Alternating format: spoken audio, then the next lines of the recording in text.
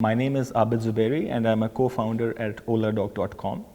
Oladoc is a doctor booking platform that connects patients with doctors, besides helping healthcare professionals to automate their practices and deliver a patient-first healthcare experience. It's actually not my first time in Startup Istanbul. I was here 3 years ago. I was part of the finalist in the Startup Istanbul 2016 competition. This year now I was invited for the scale-ups category since we have raised investment of about $1.2 million in the last couple of years and now have a network of more than 4,000 doctors on the platform. I would say it was absolutely critical because for us, my previous background was in FMCG sector rather than startups. And for us, this world was completely new, right? So Startup Istanbul, getting this exposure, coming here, getting to talk to a lot of those mentors and investors really opened our eyes and really helped us understand what investors look for in a startup and a smaller company, right? So I would say the journey and the process of being here has been absolutely critical as far as our personal growth is concerned. Of course, I would just like to add that, A is the personal development part, right? Secondly, I would say the investor connections that we have made over a period of time have also helped us significantly. Although we have not been able to raise any money from the investors who were part of Startup Istanbul network, so to say, but they have connected us to a bunch of other folks who have in turn been interested in our project and have eventually invested in Oladoc as well. We have been talking to a bunch of people, a bunch of investors who are part of the Startup Istanbul project.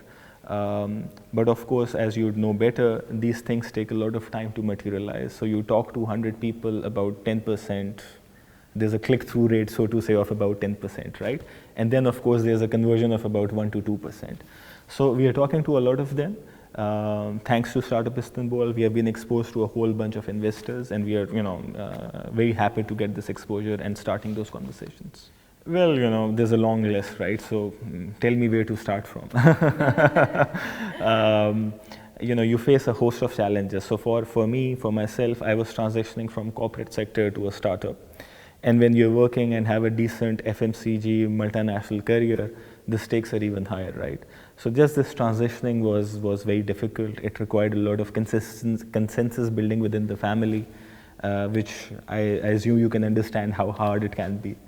So I would say that was the first bit. Secondly, the life of an entrepreneur, you don't have any life because everything you own is essentially for the business. All you think about is essentially your project and your product. And you give a lot of your time and energy and essentially heart and soul, I would say, to what you're doing, right? So as far as your family life is concerned, I've often seen that it's something that you tend to struggle with, right?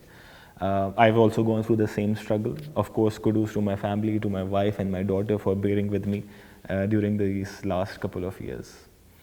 I would definitely recommend the scale-up bit of the project because I feel at this level, getting to talk to venture capitalists and VCs, I think it's really important to get this exposure. And particularly because it helps you start all these conversations. As I said earlier, it's really about starting those conversations. The more conversations you have, only 1, 2, 3, 4% of them are going to mature. So it's really important for events like these because they give you exposure to a whole bunch of investors all around the world. They have their eyes on you and then you have the ability to pitch to them. So absolutely, I would highly recommend the project. My presentation was going quite well until 2 minutes, but then the Flickr stopped working, my slides went back and forth, and I don't think I'm going to make it this time. But